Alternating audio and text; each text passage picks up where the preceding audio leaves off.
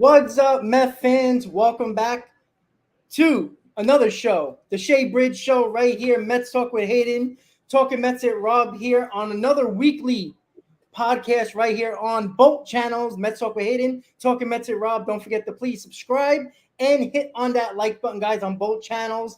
And once again, guys, this is going to be probably one of the first streams and shows of the year where me and Hayden have a lot of agreements on how this team is looking, and maybe possibly a lot of F-bombs that both of us on both of our last live streams blew out there. And you know what? It is deserving, no matter how badly we want this team to win. They deserve all the criticism that we're going to give, and I know for sure you guys are going to give in the chat. So once again, before we get started, guys, and we're going to start with Hayden's rant and my rant on this team. That is the talking point number one to start the show. So hit on that like button, guys, on both channels. And Hayden, how you doing, buddy? I see you're back home, which is great. I love the background, buddy. So here we go, guys. Number one talking point of the show today. Again, the Shea Bridge Show, Mets Talk with Hayden, talking Mets and Rob. We are here for a little bit of Mets therapy, but we have to voice our frustrations first. Number one, the rant from our boy Hayden. Hayden, the floor is yours. What's going on, everyone? Mets Talk with Hayden here. If you're watching on my channel, appreciate it, or Rob's channel, appreciate you guys for tuning in. Hit that like button, all that great stuff. Any comments, drop them below. But, I thought, school is out, college is out, I'm home, and I thought I could enjoy my summer vacation stress-free, watch some baseball, work on the channel, collaborate with Rob. And, if I said on my stream yesterday, if you don't like cursing, I would advise sign off then. This Mets ball team sucks like fucking shit. They suck. There is no other way to put it. This team right now, and I'm going to go on a 5-minute rant if that's cool with you, everyone. Fine. This team sucks. They look lifeless. This New York Mets offense does not hit with runners in scoring position. They don't hit with 2 outs. This offense constantly has to manufacture runs. Keyword, manufacture, because I'm going to talk about that a lot down the line. This team has a limited amount of power and lacks power. This lineup relies way too much on the small ball, slap the ball, fundamental baseball approach, and it's not working in 2023 baseball. It doesn't work. It does not work. Maybe 50 years ago, sure. Does not work in 2023. This lineup relies way too much on table setters getting on and 2 guys driving them in. And who are those 2 guys? I've said it 1,000 times, and I'm going to echo it again. That is Pete Alonso and Francisco Lindor. What the Mets do is they have Nimmo and McNeil get on base. Alonso and Lindor drive them in. Well, the unfortunate thing is when Alonso and Lindor slump, how are you going to win ball games? I read a statistic that the Mets are 11-1 when Pete Alonso hits a home run. And I mean, do the math for the rest. They're way below 500 when he doesn't. Pete's in a slump. Lindor's in a slump. And you see the side effects of that. And you see reap what you swallow, essentially. And I think with this Mets ball club, it's very rough to watch this offense. It's absolutely a joke. They get runners on the corners, no outs, strikeout, double play, inning over. This team needs to maybe taking some hitting advice from the Rockies or Tigers because, this team lives it's the same lineup as last year, but they don't play like it. And that's another issue. We're going to talk about Epler bringing in the same exact lineup, not bringing in any offensive additions, and, well, now you see it. I think it's very hard for the New York Mets to win ball games when you have Tomas Nido, Daniel Vogelbach, and I'm going to talk about Vogelbach before I get my head ripped off, so just let me say, and if you disagree, we could have a peaceful conversation about it. Tomas Nido, Daniel Vogelbach, Luis Guillorme, Starling Marte. It's hard to win, as Eduardo Escobar. It's hard to win ball games when those guys are in the lineup.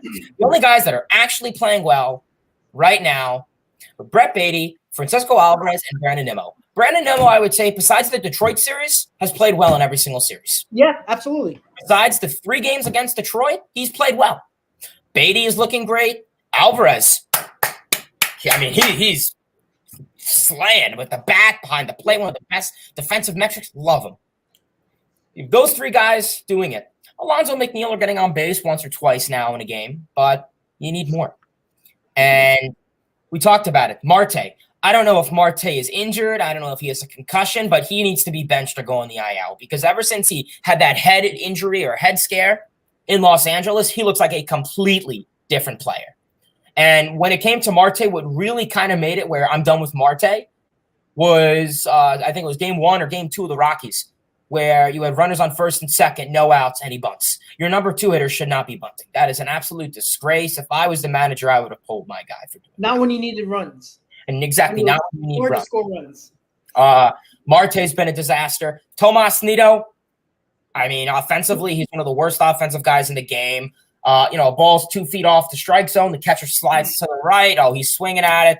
His defense doesn't make up for it. When Narvaez gets back, DFA him, get him out.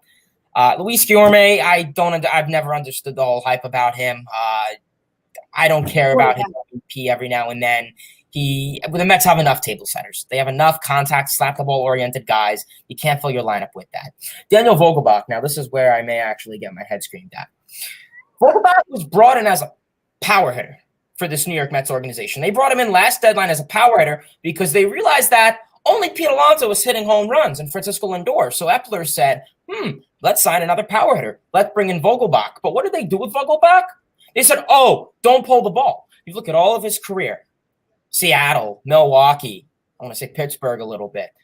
All of that, including the 30-year home runs that he had, I want to say 2019 or 2018, pulled the ball. The Mets are telling you, don't pull the ball, just stand there and take the pitches. You brought the right field wall freaking in 10 feet. I mean, are they that stupid not to make that connection? I don't care about Vogelbach. I don't care if he has a 400 OBP because I'll tell you, he gets on base. He's not stealing.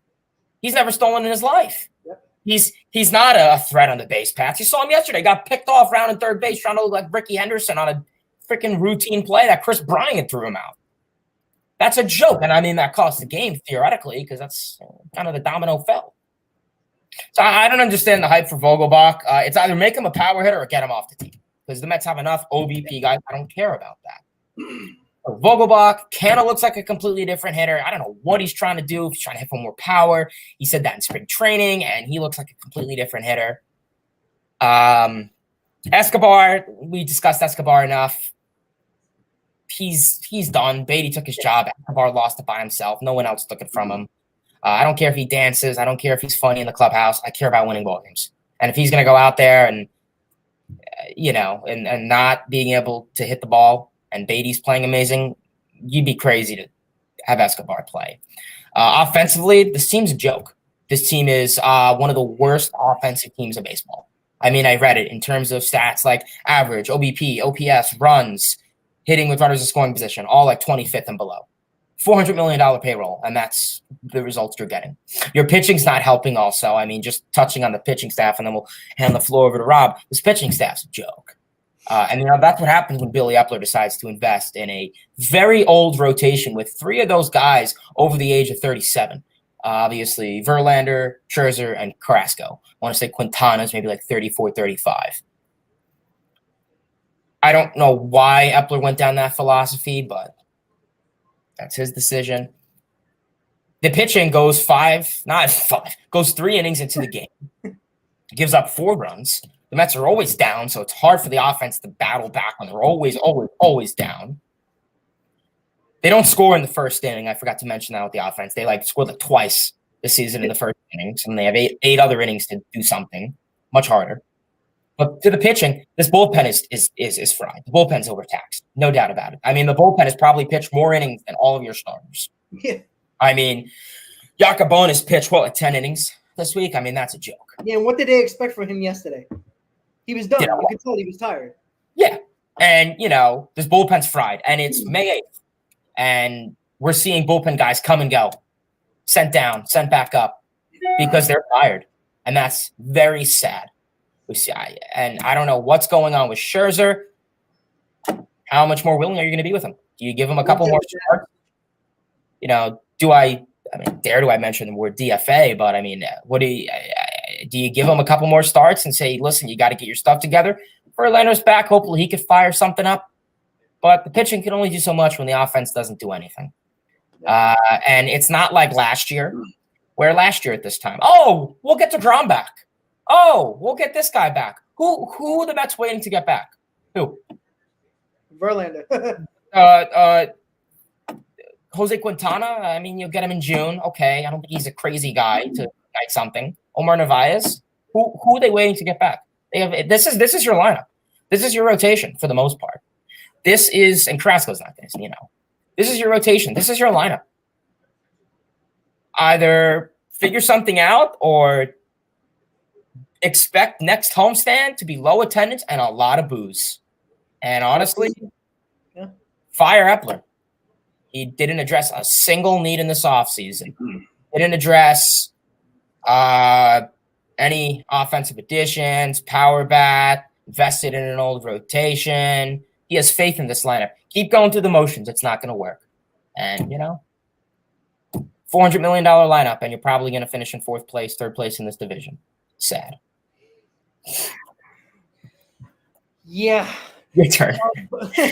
Before I go on my rant, and I'm gonna focus on the pitching first because Hayden did a good job about the lineup. I don't really have much else to say with the lineup since you said everything.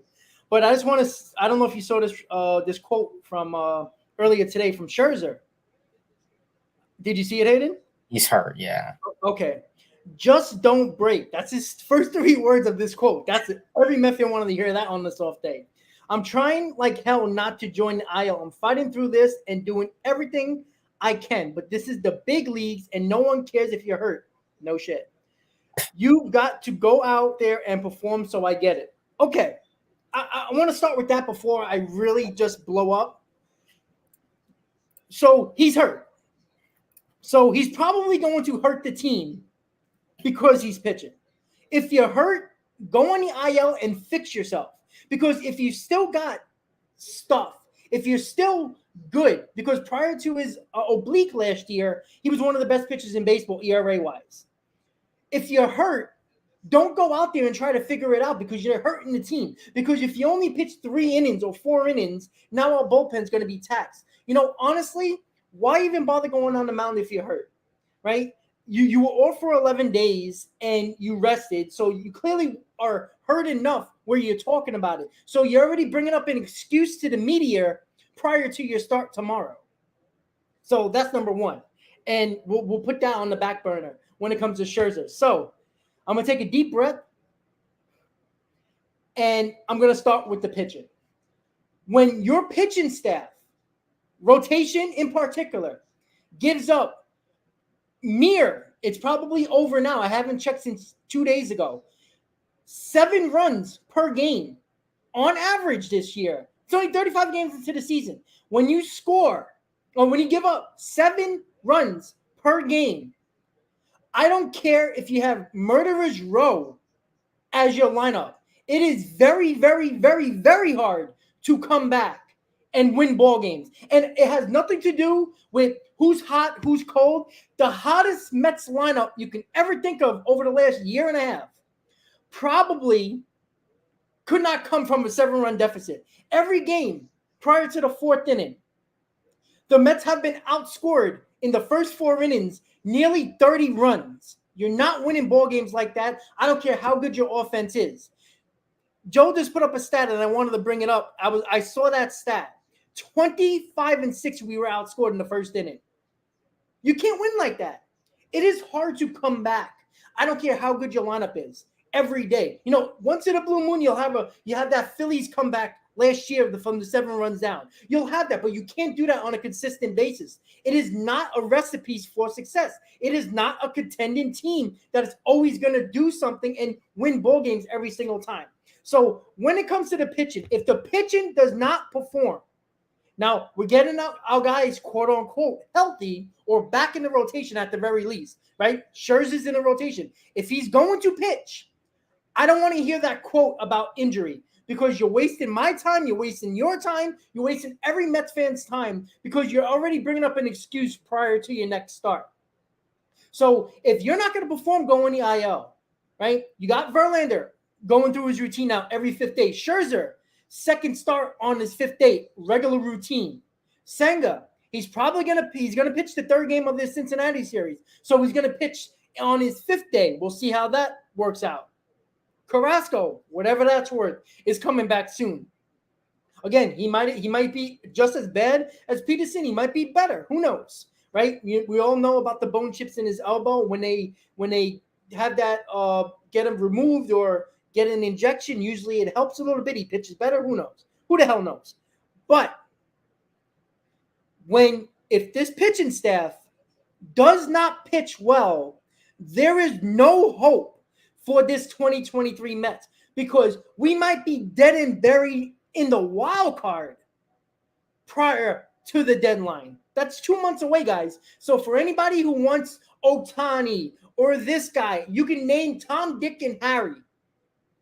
You are not going to make up for the games behind that. We're already behind the Braves, 7. We're getting closer and closer to more games in the wild card. Again, we're not going to go crazy with the standings just yet, 35 games in. But how far behind can you get by the deadline and say, all right, if we get these pieces, it's going to change us in the second half. There's only so many games you can be behind and go on a huge run, right? The Phillies really never went on a huge run during the season. They stood afloat in that 3rd wildcard spot. It's not like they won 15, 16 games in a row and got to 92, 93 wins and battled for the first wildcard or the second wildcard. They hung on by their chinny chin chin for that 3rd wildcard spot. So this team has to find a way to stay afloat. Give me 5 or 6 game winning streak. Can we get one of those, please? That would be fucking nice. We're not even doing that. And it's just a problem. Everything is going wrong. When the offense shows up, the pitching is nowhere to be found. When the pitching shows up, the offense is nowhere to be found. You can't win ball games when you're so inconsistent on an every day, every night out basis. You're not going to win. And you did 2 points that you made about the lineup. Number 1, table setters. Number 2, manufacturing runs. That's what they are. We have too many table setters, which doesn't really help with manufacturing runs, because when you have table setters, great, they get on base. Who is going to bring them in besides Lindor and Alonso, right? Nimmo, great, batting to over 300. I love it. He gets on base.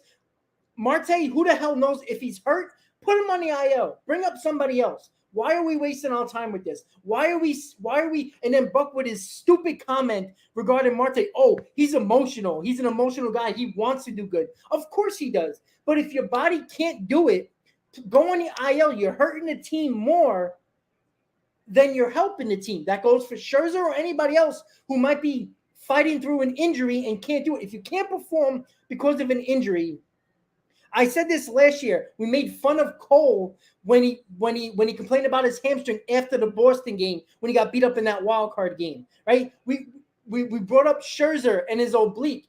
If you pitch or you play and you complain about an injury afterwards, there is no excuse for that. Just sit out and let somebody else do the job. That is it. And it comes back to the same thing over and over again with the team. You've been beating the drum over and over again. I've been beating the drum. Every Mets channel, all of us no matter who it is, you like them or dislike them. You don't like what they do. You don't like what they say, whatever. There's one thing we agree upon. We are pissed off as Mets fans. That is it. There is nothing good. We can't even say good things about the bullpen anymore. You know why? Because you said it, Hayden. They're overtaxed on May fucking 8th. Overtaxed already. Why? Because nobody can go 6 innings. Nobody can stop walking people. We have the most walks by a pitching staff in baseball. We give up the most home runs in the National League so far. You're not winning like that. It's frustrating. It's disgusting. it seems like there's no end in sight, and there better be end in sight, because if you go through these next 7 games on the road in Cincinnati, which if your offense can't get big in Cincinnati, in The hitter's ballpark. Yeah, in Great American Ballpark, where the ball flies out of every part of the field, you can hit a pop-up. It's like Mexico City, San Diego, and the Giants. If you can't get your offense right in Cincinnati, you think it's going to be right by the time we face the Nationals, who actually, oh, by the way, beat us at home and won the series against us the first time they faced us? It's going to come down to these next 7 games. It's going to make or break somebody. I'm telling you, if this team and President said, if they go 2-5 in this road trip, somebody's getting fired. I don't know if it's Epler. I don't know if it's Showalter. Even if people don't want Showalter fired and think that, he's still a good manager and he doesn't deserve to be fired, there has to be consequences. Someone needs to be held accountable. Yes. And that's what I'm very frustrated about. And listen, I'm going to say 2 things. One, I may get, but I don't care. I love Buck Showalter. Besides his management of the bullpen, okay, he needs to start holding his players accountable. Correct. From what we hear as well on all of his, pre and post game shows, he gets on his hands and knees for these players and defends them. Yep. And listen, I respect that. Some managers should defend it, but when they're doing horrible, absolutely horrible, their manager should light a fire under themselves and hype them up. Instead, Buck's sitting here saying, "Oh, Marte, he's a competitive player. Oh, he likes to play well. He's just not playing well now. He's not the hitter he used to be."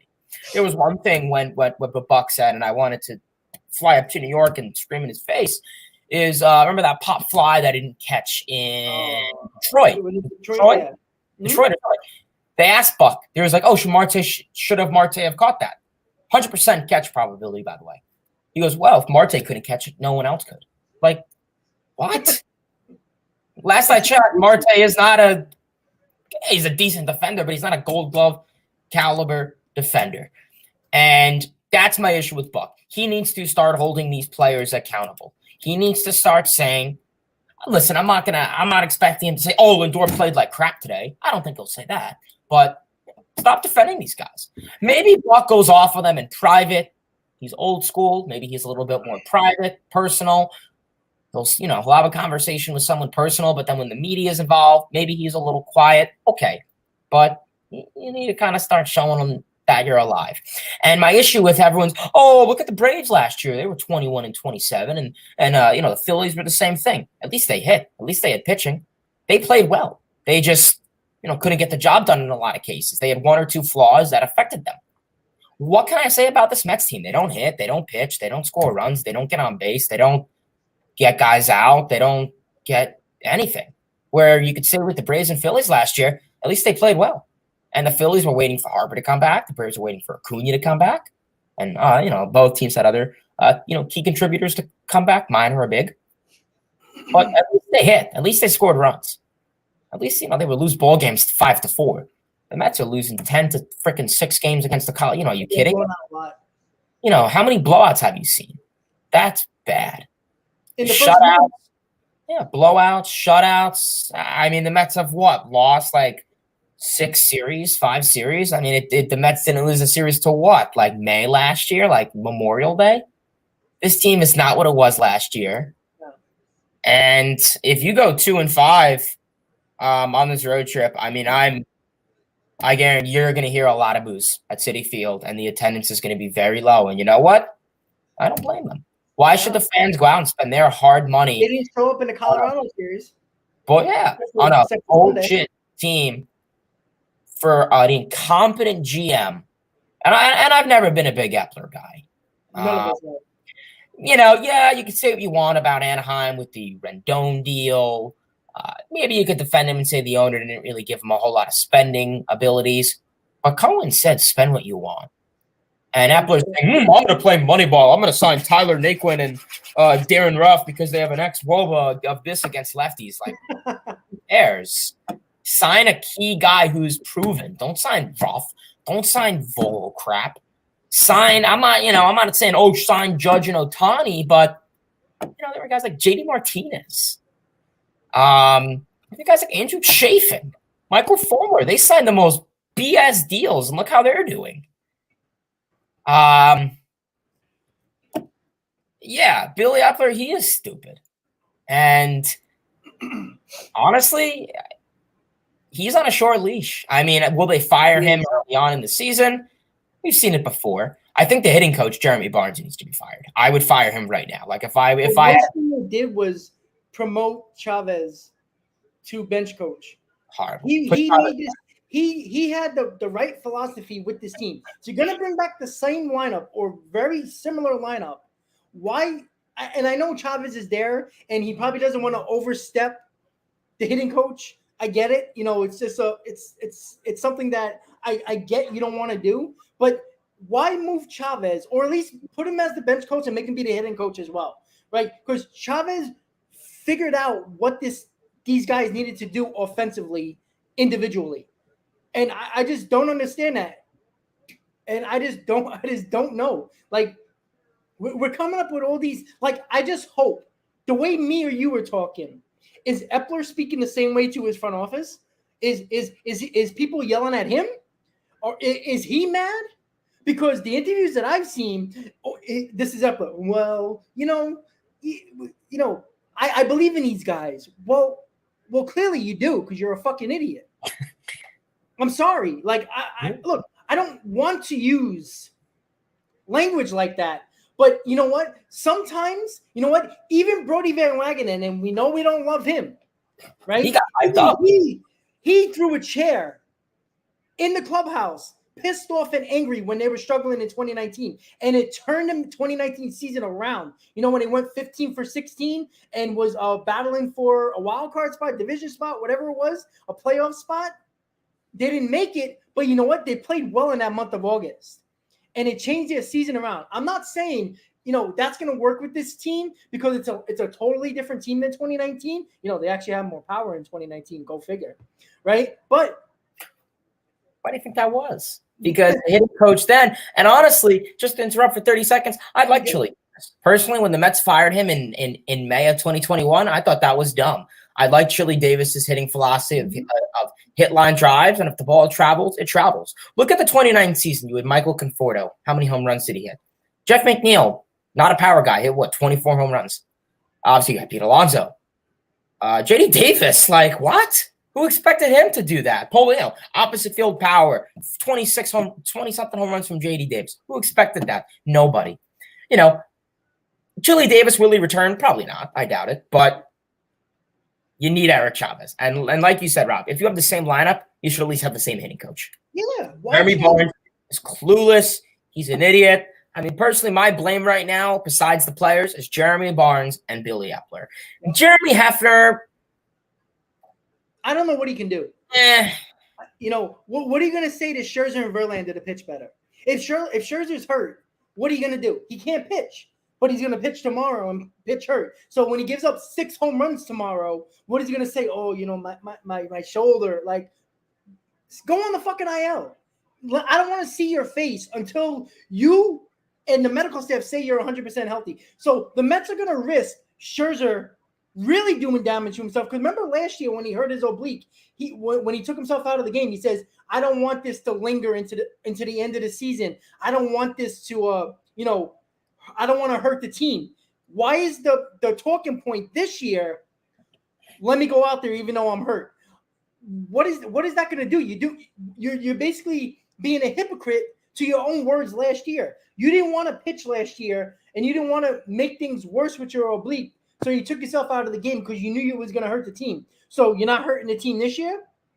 Or do you want to prove to people individually that you can still pitch without sweat and rosin? Maybe it's that, right? I just don't get it.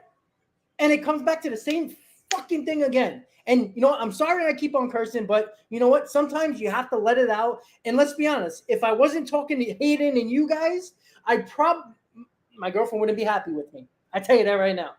Because I would be saying all this crap to her, and she wouldn't understand what the hell I'm talking about. But she knows I'm angry about the Mets. And she even said, she goes, I watched you this morning. You were very angry. Yes. Yeah.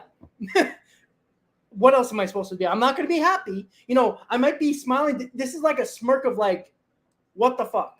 That, and then again, here it is again. That's what it is. And there's nothing else you can say. And he's like, the nicest person in the world who never curses is probably, you know, if you didn't say holy shit or something, any type of curse word during this last series against the Rockies, do you know how fast yesterday's game turned in the wrong direction?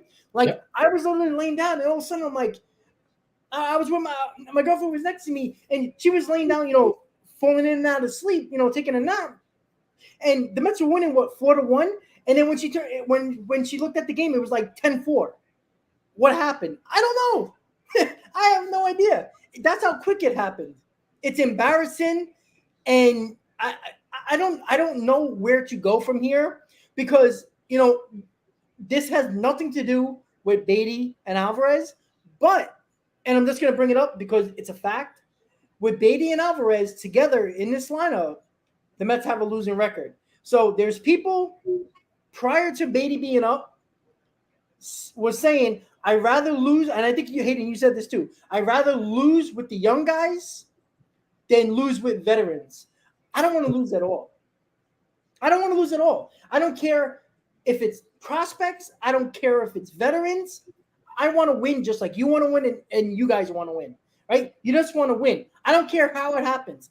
I don't care if Epler's trying to save his ass and bring up everybody and their mother in the minor leagues. Whoever you can find there, whoever's hitting, bring them up. If you got a DFA Guillermo, if you got a DFA Pham, I don't care. Vogelback, I don't care.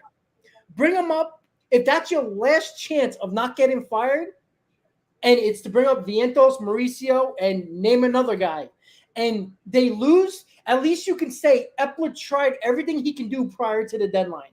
I have no problem with that.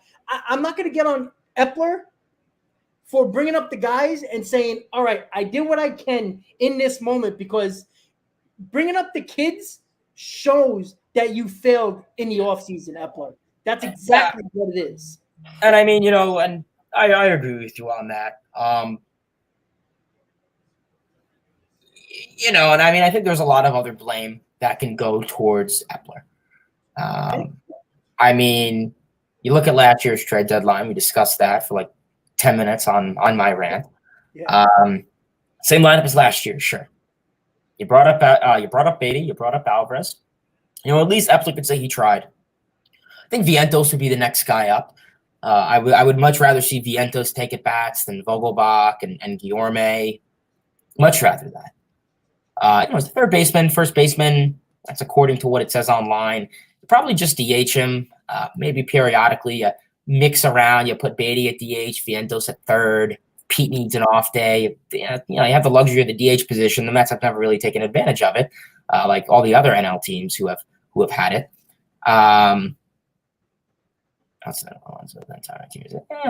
don't know. I think it's very rough just watching this Mets organization play. And do I think Mauricio should be called up? I don't know if he'd hit the big league pitching, but honestly, his strikeout rate is high. Still. What? His strikeout rate is still high in the minor. Even though it is. It's decreased a lot since low A ball. But Vientos is probably the number one. Yes, he's been right now. Yeah, because now that the Cubs have called up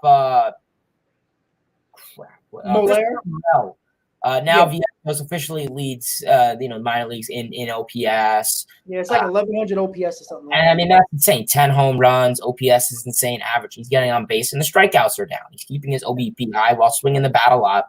So, I mean, I'm calling up Vientos. And honestly, let the kids play. And I'm not waiting till the trade deadline. You know, everyone's like, oh, wait for the deadline. Yeah, let's wait till August 1st. What is it? May? Yes, let's just go, 4 for 10, for the rest of the, for every routine couple series until then. And then, at the deadline, let's see. I mean, will the Pirates be selling? Will the D-backs be selling? We'll see. And I'll tell you, if that put us into anything at the deadline, he's going. I don't even want to think. I don't even want to think of that. And you know what? There's a pretty good. I don't want to play the stupid money ball. Oh, well, this guy has an ex-WOBA, like rough against lefties. No, you're getting proven players, proven players, not these bullshit. There is a direction, or there is a possibility that he's not going to be able to do anything. And probably all the fault at his own because he let this roster. Oh, he put this roster together in the offseason because what if Mauricio and Vientos and Beatty and Alvarez are all up? Who are you trading to get better? Alex Ramirez, he's our future outfielder, and he's looking really well in the low minors. So I don't think they're going to do that. We have no pitching prospects. You can't trade Tidwell because that's all you got because you like to draft, 47 shortstops and catchers and hope for the best. They're really good top prospects for us, Williams and Parada, but we don't need catchers and shortstops. Last time I checked, you know what I'm saying? Like, I just don't get it. And now that Parada draft pick in the draft doesn't look really good right now the way Alvarez is playing. Because everybody was saying, oh, Parada's going to be better than Alvarez. Well, that's great and all. But, yeah, I did. I agree. That. I'll take the blame for that. But you know what? It's a bad pick now. I mean, again, Alvarez can fall off the face of the earth next year. But, it doesn't look like he's going to. And, again, I would rather be wrong on everything I say to have this team win. I want people to kill me for everything wrong I said. As long as the Mets win, I'll take the beating. I know a lot of people don't want to say that, but I try to be as truthful as possible. Maybe my bias comes in. Sometimes my opinions might not be all great, and everybody might not agree with it. We don't agree all the time. We even talked about it. How many times we disagree, right? We disagree, but we respect each other's opinions. You know why? Because we're passionate Met fans. We want to win. We don't want to get through this shit. Yeah. You're 20. Oh, shit, I almost killed myself. I almost broke my desk. Goddamn. You're 21, right? So you were, 2 years old? Not even. How old were you when 2000 World Series? Were you alive? 2000, I was nothing. Fuck. Look, damn, I'm old. But born 112. I've seen 2 World Series and not a lot of playoffs. Okay, 2 World Series where I had to go to junior. I was in junior high school when the Mets faced the Yankees in the World Series, right? 13, 23, something like that. I was like, it was my first year of junior high school. All right, I had a deal with Yankee fans all over the place after that World Series. I tell you right now, the 2015 with the Royals, I didn't see Kansas City fans running around New York, so we didn't, it hurt like hell to lose in Game 5. Like, it seems like the Mets like losing in Game 5s in the World Series, which is crazy. But you know what? In 2000, I was still young, so I was still a vulnerable, emotional little shit.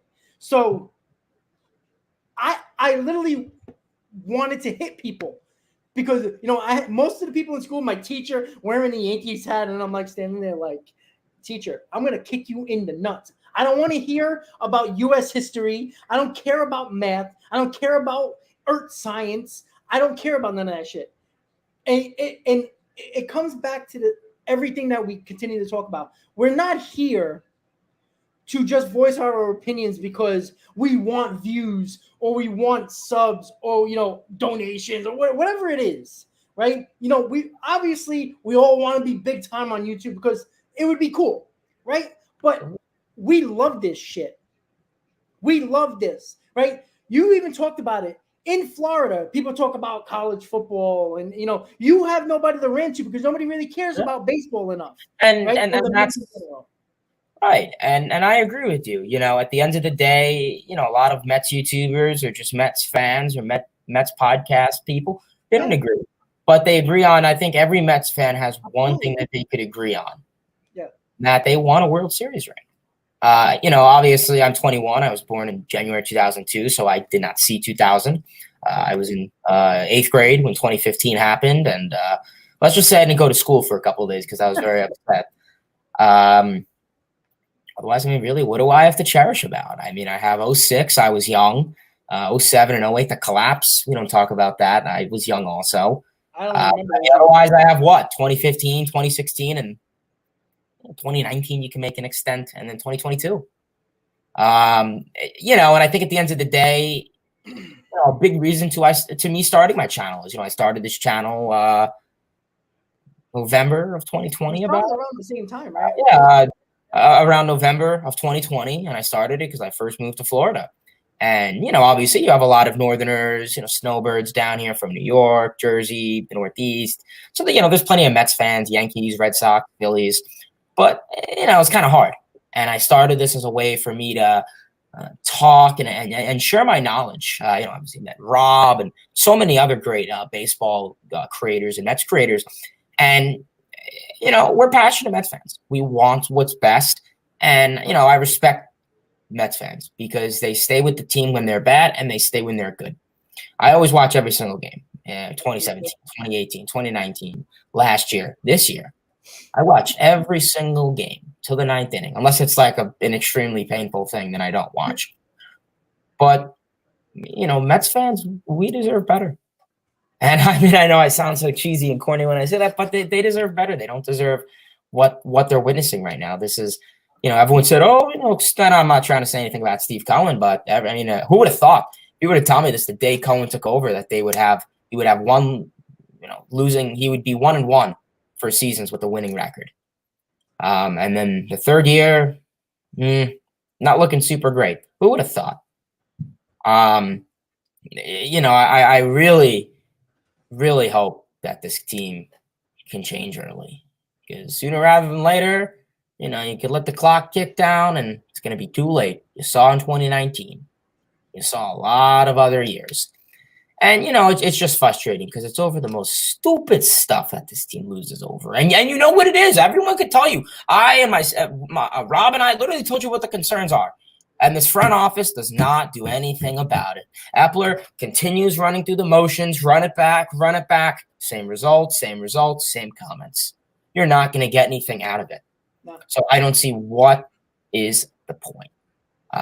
Like I said, I respect Mets fans. We're passionate about our team, regardless they're good and bad. I think very knowledgeable fans. And it's unfortunate. Don't get me wrong. There's a lot of other organizations out there that are much worse. The Oakland Athletics. Be an A's fan. That could be. How about talk about them this week? They have a disaster every week, essentially, for them. So, yeah, it's unfortunate, watching teams like the Braves play well. Look at the Phillies, every freaking year. They're starting to come back. Heck, the Marlins. We're tied for second with the Marlins, and Marlins, I think, are a decent ball club. I think they'll be better. I think they're a 500 ball club. They have a decent team. Yeah, no, they do. They have young talent. They have a couple of veterans mixed in, but this Mets team needs more. And honestly, I'm not flying to New York and wasting my money going to a Mets game to watch them do the same two things when every Met fan can easily point out what those factors are. What's the point? What's the point of going out there and seeing them strand runners in scoring position, not hit with 2 outs? Different. This is, this offense is dead, non-existent. Same lineup as last year, but different results than last year. Yep. No, they don't grind at bats. They don't hustle. They have no heart. Pitching wise, if you were to show me the statistics before the season started and said, what team is it? I would have said the Oakland Athletics or the Washington Nationals, but nope, it's the New York Mets, one of the highest payrolls in baseball. And yeah, the Yankees aren't playing necessarily well either, but they're going to get Judge back. They're going to get Rodon, Severino, Montas. Who are the Mets getting back? Like I said, we're not going to DeGrom back. That's the problem. Carrasco and Quintana back. Tell me, what is Quintana going to spark in June when he comes back? What is Carrasco going to spark? The sub-6 ERA that he has? What is Omar Narvaez going to spark? Nothing. This team needs to take action now. And it starts with holding the guys accountable from the front office all the way to the last man on, 28-man roster, 27-man roster. They keep changing it in May and April. But they need to hold everyone accountable. Because honestly, what's the point of – and I shouldn't say this, but I come on the streams and I say the same exact things. Line up, hit with runners in scoring position, can't hit with 2 outs. The pitching is not going deep enough. No quality starts. Should I just record it and just keep playing it back? I was just going to say that. Then, I love talking to y'all, but just say the same stuff. Plus replay. Jeez.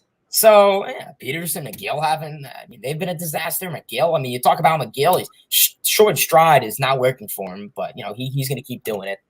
So you hope this should be a nice series for them to bounce back, but Nicholas, being frank, I don't know if I trust them. Essentially, it's against the Cincinnati Reds, and that's sad to say.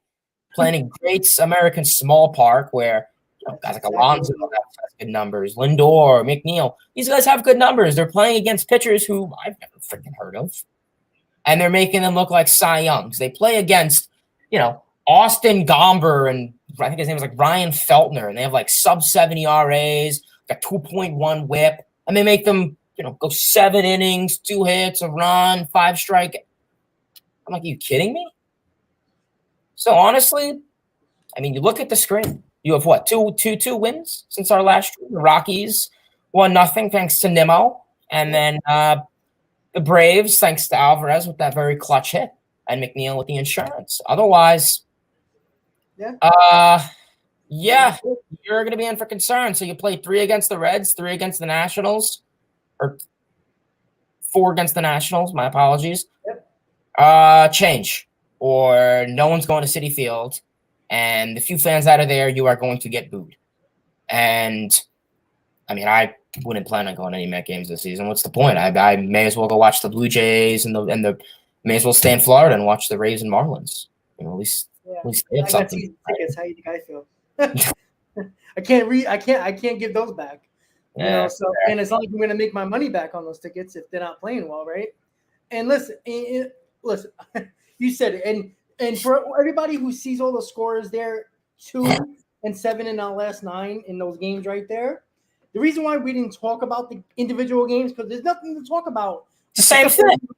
Yeah, we're going to go through every game and talk about the same exact thing, right? Oh, look, we lost 9-8 against the Braves. Oh, pitching didn't show up, right? Oh, we lost 4-0. Oh, shortened game. Oh, too bad, right? 5-3. Well, kind of both. Pitching was okay, but not great enough. We won that game, but how did we do it? Who knows? Maybe God touched the Mets that day. Who knows, right? Same thing with the Tigers. Same thing, right? So there was nothing to talk about individually with the games except stupid bonehead plays. The defense for the first 25 games of the season didn't have a team error, and now had 10 in the last 10 games, if not more, if I'm not mistaken. And the runs per game is down to under 3, by the way, right? And that's a problem. Your runs per game for the opponents is 7, and it comes back to the fact that nothing's going well. There is no positive to take out of that except Beatty and Alvarez. And I don't want to talk about Beatty and Alvarez as the only bright spots about this, because this is 35 games into the season, and we're already talking about the individual performances and not the team performance. Because like I always say, I think we all agree, I don't care how we win, right? Last year, did we care how we won? No, we won 1-0 games, 2-1 games, 6-5 games. We found a way to win games that in every single way. If it was manufacturing runs, we showed some power that day. We pitched great. There was always something that they found a way to win last year. Now they're finding every way to lose, and it's everything. You know what? The bullpen is taxed. They're starting to give up runs now, so you can't even trust them anymore. Even Ottavino blew a game, even though he's still been pretty good. But you saw Robertson and you saw Ottavino had problems with getting people on base as well. They didn't pitch for like 5 days or something like that because the Mets never give them a chance to pitch. And people are like, oh, we missed Diaz. No, we don't. Because how many times would Diaz would have been in these games? When you're losing 13-6, he ain't going in that game unless you're gonna give him a little bit of a couple of, on the mound just to make him work a little bit. Like look at these games, 9-8. Would he been in that game? Maybe. Would he have been in the 4-0 then? No, it was a shortened game. Maybe the Detroit game, maybe. The Detroit game where we lost 8-1, he wouldn't have been in that game. How many times did we get blown out this year? How many saves Diaz would have? Maybe one more win you can add to our total when Ottavino blown a game in Detroit, right? There's not a lot of games where Diaz would have probably won the ball game late in games. And, do I want him back? Absolutely. And speaking of Diaz, that's why I brought him up, because there was some Diaz news. At least we got some positive vibes on this channel at the very least. Once again, individual positivity, which is a problem when you're talking about individual positive players. You're not talking about the team. So that's how you know the team is not doing well, because we're talking about individual performances. Diaz, it was the video was out there that he was riding a bike or a stationary bike and riding fast, so he looks really well. There's some doctor or some people that are saying that he's like 2 months ahead of schedule with rehab, that the rehab is going much more better than doctors even expected.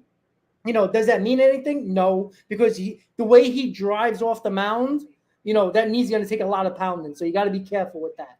So Diaz riding the stationary bike, he's well ahead of the rehab that doctors do it. He's if you really look at it, he's 2 months ahead of schedule. You're looking at September, and if the Mets are in contention for a playoff spot, would you risk bringing him back?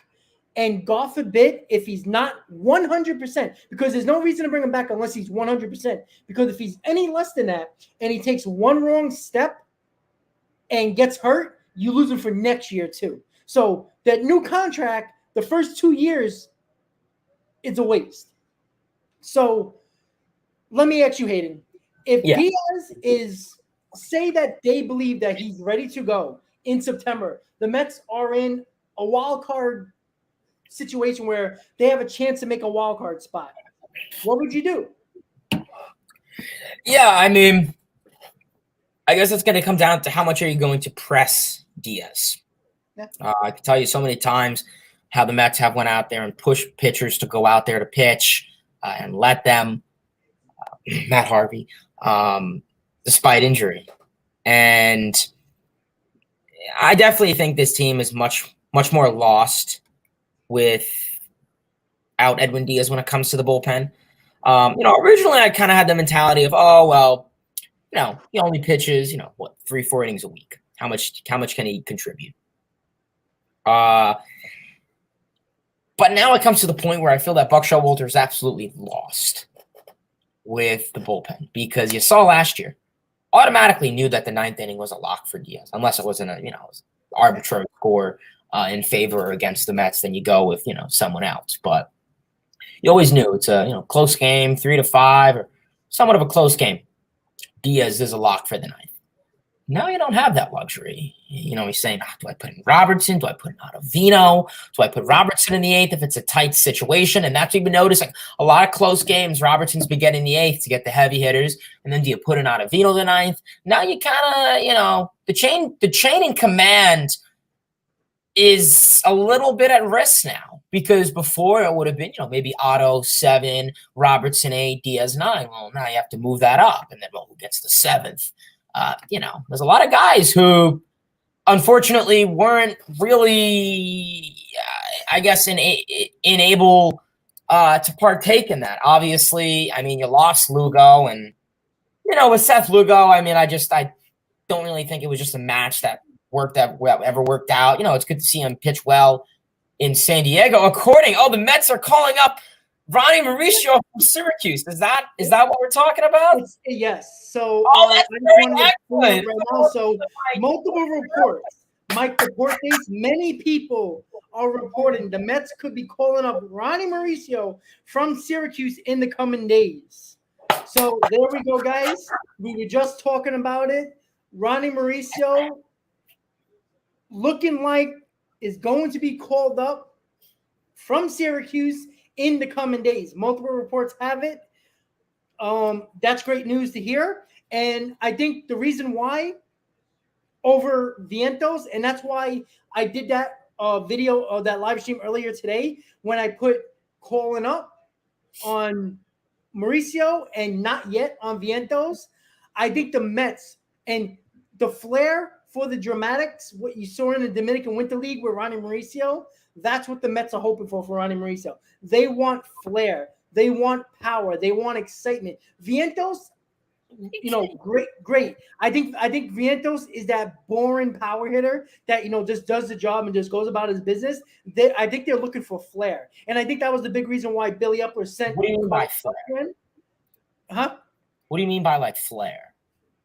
Like just he just brings that that how the Latin players perform. There's always like a little bit of a passion, more passion, like just. They get a base hit, they go crazy. Diaz jumping up and down for a round robin WBC. They get excited. They got a flair for the dramatics, right? When they do something, they bring that pump, that fire that you don't see some American. Let's be honest, American players do for the most part, right?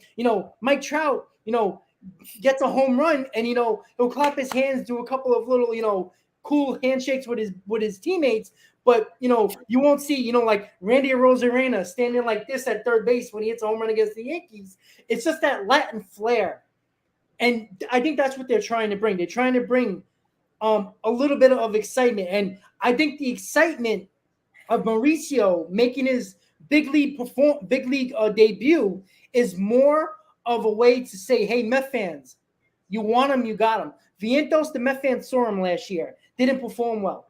I'm not going to kill him, but I think Vientos is not going to make Met fans excited. Ronnie Mauricio is going to excite the Mets fan base. And not only are they looking for power and a spark, but they're looking to ignite the fan base. And I think Ronnie Mauricio probably will do that. What do you think, buddy? My only kind of question, my Twitter is Mets Hayden, so essentially Mets and then my name. I put in the chat too if you would need it. I think it's in my chat, but whatever. I'm kind of so on this. Obviously, I'm looking at Mauricio's AAA stats.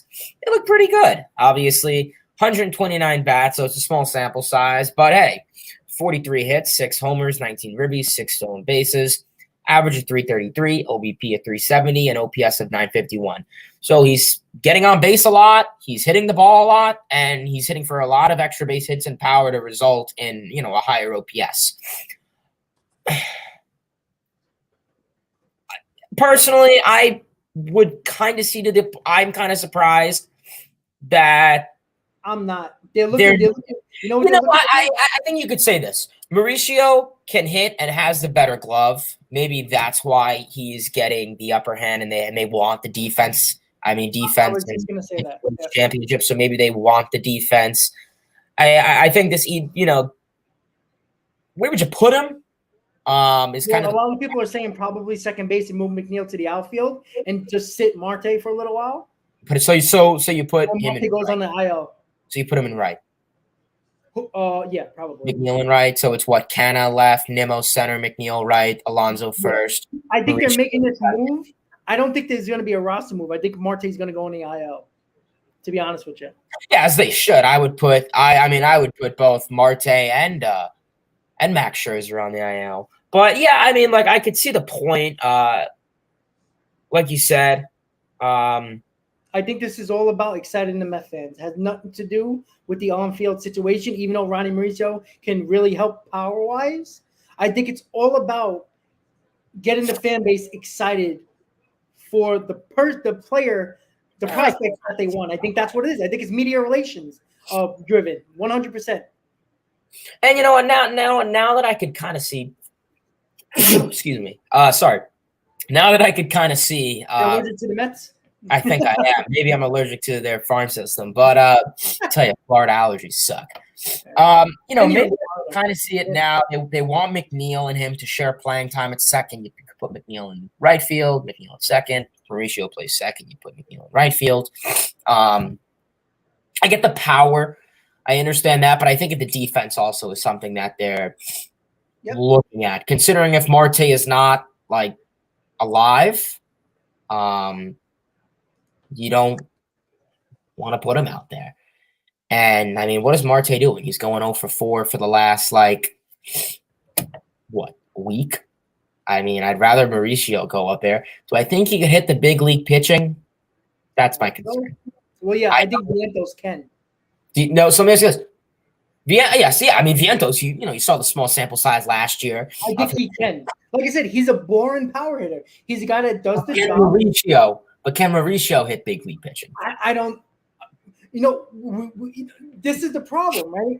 Again, this is a situation where Epler is looking for some brownie points. Hayden, I think your camera went. Okay, there you go. So I think Epler is looking for some brownie points. I know that's a stupid kind of way to say it. I think he's looking for a little bit of, hey, look, Epler's actually doing his job. Take a little heat off of Epler for a second because he's getting killed on social media from Met fans. And Met channels like, your channel, my channel, Baseball Hut, Wardy, Draftneck, everybody. Like, I'm giving everybody credit here. Everybody has killed Epler. Everybody has killed this team. I think they're looking for a flare. I think they're looking for somebody that they want to watch, that they want to see. And I think that's what it is. I think it's more about media relations positivity than it is on the field. If he works out on the field and performs well, great. If he doesn't, well, what do you want us to do? We did what you wanted. That's what they're going to do. That's what they're saying internally. Guaranteed. And I think this is Steve Cohen. As much as we love Steve Cohen, he is media positivity. He is media hungry. He wants Met fans to continue to love him. So can this be a Steve Cohen talk situation where Billy Epler probably didn't want us? I guarantee you, I'm not trying to give Epler any credit here, but do you think Epler would probably rather have Vientos up other than Mauricio? But Steve Cohen wants Mauricio up. Why? Because then it will excite the fan base. And that's what I'm thinking. I can kind of agree that enthusiasm is a little bit more there with Mauricio. My only, I guess, concern is, can Mauricio hit big league pitching? We'll so far, from the two prospects who have been called up, and Beatty and Alvarez, they both kind of struggled a little early on. I mean, Alvarez was decent defensively, chased a lot, swung a lot. Now he's one of the best defensive catchers in baseball. And offensively, is amazing. And offensively, he looks much better. His approach, he's patient. He's not swinging the bat every pitch. He's making contact on the best pitches. And honestly, I feel comfortable with his plate discipline to an extent. Beatty has been a phenomenal player. A slow start getting up, but I mean, lately has been raking. I mean, opposite field power, hits the ball hard on all sides of the field, spreads the ball. I mean, nice, sweet, smooth swing. And we're seeing that. So, listen, if Mauricio, rough series or two, and then maybe, maybe to some extent, he'll start to get things up. Did they say when they would call it Mauricio? I briefly saw a tweet from. No, but I just translated this tweet in Spanish. So Buck Showalter had a conversation with Ronnie Mauricio in the recent days, asking if he's comfortable playing second base. So I guess this was talked about a week ago or a couple of days ago. So again, at least they're making moves and they're not holding their hands. So this happened a couple of days ago. Why they waited until prior to the 3-game series against the Rockies, I don't know why you don't just do it and stop, twinkling your fingers and, playing with yourself. Just do it. Like, I know today's an off day. Usually on off days, they usually don't make any type of roster decision. Tomorrow morning, just like Beatty, right? The Mets had an off day on Monday. That Tuesday in the morning, like around 9:30, 10 o'clock in the morning, and Grant, thank you, Grant, I was at work. He sent me a tweet saying that they're calling up Beatty. So watch out tomorrow. If he's not, I guarantee you he's already flying to Cincinnati. And they're not making the official call until tomorrow about 9 or 10 o'clock in the morning, quote unquote business hours. So I wouldn't be shocked if this guy is going to be in the lineup tomorrow in Cincinnati. I just saw that. No, I just saw it. Yeah, he said the Mets are calling up, or the Mets could be calling up Ronnie Mauricio to MLB these days. The manager has had a conversation with him over the last few days about how he would feel playing second base, and the man walks. I don't I don't know if they translated that correctly, but it says walk with a suitcase. Yeah, it was a bad translation, but it was close enough. Case, but yeah, maybe they mean something like he'll pack a suitcase just in case, I guess, is what I'd reckon. Remember, Mauricio talked about in spring training that he plans on making the major league roster, right? That's what he was talking about. We were at spring training, and that's all we heard, right? So, he's confident in himself. And listen, you know what the Mets need? The Mets need somebody that's confident. And Mauricio, let's be honest, if you watch all the highlights in the offseason in the Dominican Winter League, he's confident. He's a cocky SOB. He will hit a ball 500 feet and stand at home plate and watch it. He will do that. Randy Rosarena at third base like this. He would do that. He's not afraid. And I'm telling you, the Mets are looking for a guy that is not going to take shit from anybody and is going to do what he has to do at the plate. Again, he might struggle, but if he performs well and provides some power, this guy his cockiness is going to rub off on other players. And you know what? Some of these players on this team better grow some balls. You know what? I want to see anger. I said this coming back home, in the Detroit series, coming up back home or into the Detroit series, like after this Detroit series, where was the anger from this team? Where was the focus? I'm going to do everything I can to win this ball game? Too many mistakes, bad errors, no offense. They didn't play angry. They didn't have that swagger. Ronnie Mauricio will bring that swagger. And I think that's the biggest reason why they're bringing him up over Vientos. And who knows? Vientos might be up right after him. I wouldn't be shocked, but I think that's the biggest reason. But I think Ronnie Mauricio is a cocky SOB, and I think they're trying to bring that little edge to this team that's lacking, to be honest, buddy. Yeah, and I think it could be good calling up Mauricio instead of Vientos because maybe it'll kind of ignite something in Vientos saying, okay, well, Beatty's up, Alvarez is up, Mauricio's up. My crew is kind of up, so maybe I may as well perform really, and he's doing phenomenal in AAA, but maybe that'll motivate him eventually because I think Vientos will probably make the roster within the month if the Mets continue playing. Yeah. I think if they're playing well, they might as well bring up Vientos too. Yeah, I'd rather see Mauricio and Vientos have the ABs than Vogelbach and Escobar and Pham and Guillorme. Let the kids play. Everyone's saying in the chat, play the kids, let the kids play. I'd much rather see that. But maybe that'll keep him really hyped up when he does get called up. And he'll immediately go in game one with the, I can be here. I am ready. I am ready to execute. And I think maybe that could be the mindset that, Vientos and, of course, both Mauricio both have. So, like I said, we'll see how it goes with both of those guys. I'm just praying that you need a spark in this lineup because it's not working. Yep. So maybe that spark. Yep, I agree. So, Hayden, we're going to have some final thoughts from our lovely rants in the beginning of the Shea Bridge Show. And if you're just tuning in and you missed it, trust me, you don't want to miss Hayden's rant and my rant. We apologize in advance. We cursed a lot. But it's well worth it, and it's deserving from the way the Mets have performed this season so far.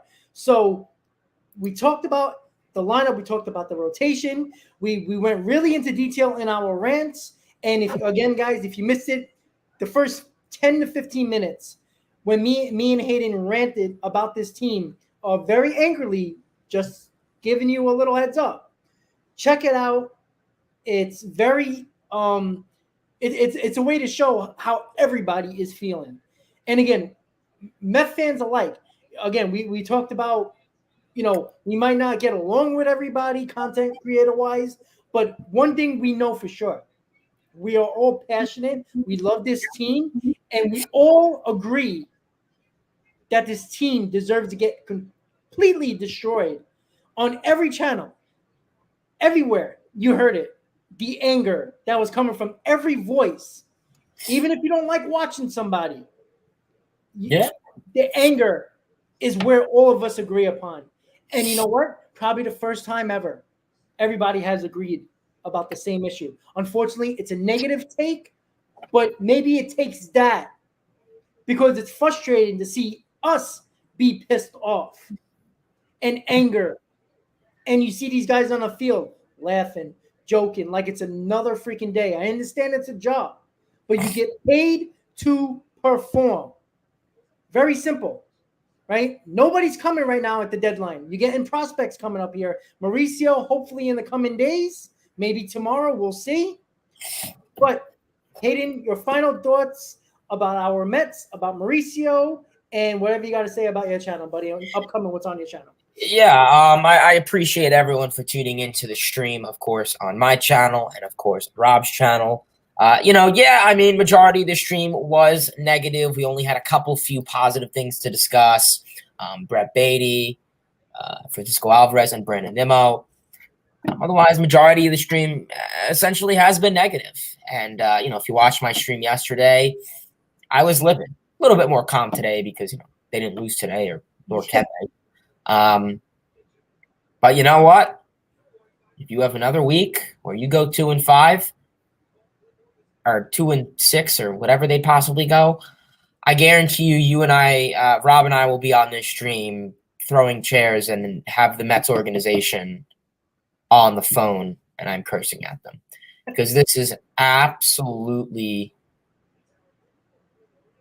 a joke. So, right now we'll see how it goes. Otherwise, I do appreciate everyone for tuning into the stream as always. I'll put my link in Rob's chat and then the vice versa. So if you guys could check out our channels, that would be very much appreciated. Otherwise, yeah, in terms of the channel, just been doing a lot of live streams lately. Series previews and series recaps.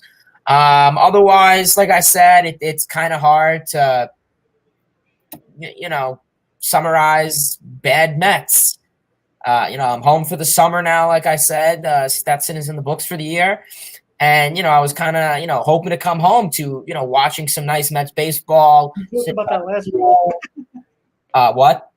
You talked about that last week. You're saying you're hoping to come home with some little bit of positive Mets talk. Yeah, literally. I'm hoping to come home with some positive Mets stuff. I'm hoping to sit by the pool with a drink.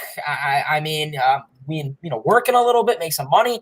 But, now it comes to the point where it's just like, the Mets suck. So, we'll see how that goes. Otherwise, it's been a very, very, very, very stressful week. And, essentially that's really all I have. I do appreciate everyone for tuning in. I posted the links to both of our channels just now in the chat. So if you could both do that, that'd be phenomenal. Otherwise, I appreciate everyone for tuning in. Rob's channel, my channel. You play the Reds. A sweep would be nice against the Reds, but I'm praying and hoping that they could even take one game, and that's sad. So we'll see. But otherwise, that's all I have. Till next time, baseball fans. See ya.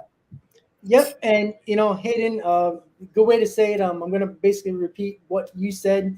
It's been a frustrating year so far. It's been a frustrating 10, 11 days with this Mets team. Embarrassing performances by the Mets in the Rockies and Detroit series. We just got some good news right before we were gonna head out with Ronnie Mauricio in the coming days might be calling up. I wouldn't be shocked if you see it tomorrow. That news that he's going to be called up. He might already be flying to Cincinnati to meet up with the team. So that's some positive things, and let's hope it provides a spark to this team that looks dead. So once again, subscribe to Hayden's channel, subscribe to my channel, hit on that like button on both channels. Look out for our content, live streams, videos, whatever we're going to do. I'm probably going to set up a video about the breaking news with Ronnie Mauricio. It might pop on tonight, so look out for that. If I don't decide to go to bed, who knows? But I'll watch the Knicks probably lose. So once again, guys, appreciate you guys for watching. Ronnie Mauricio, once again, guys, could be called up in the next coming days. So watch out for that breaking news. Everybody, another Shea Bridge Show in the books. Appreciate everybody for continuing to support this podcast. Again, a weekly show, Sunday or Monday, depending on our schedules and depending on where the Mets play.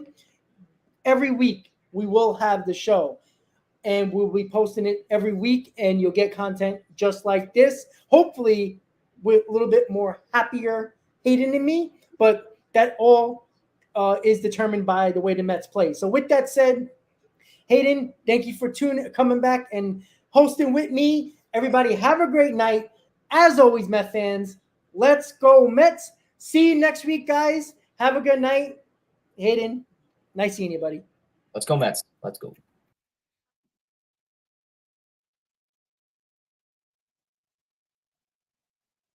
This is a Mets here, for all your Mets here. Let's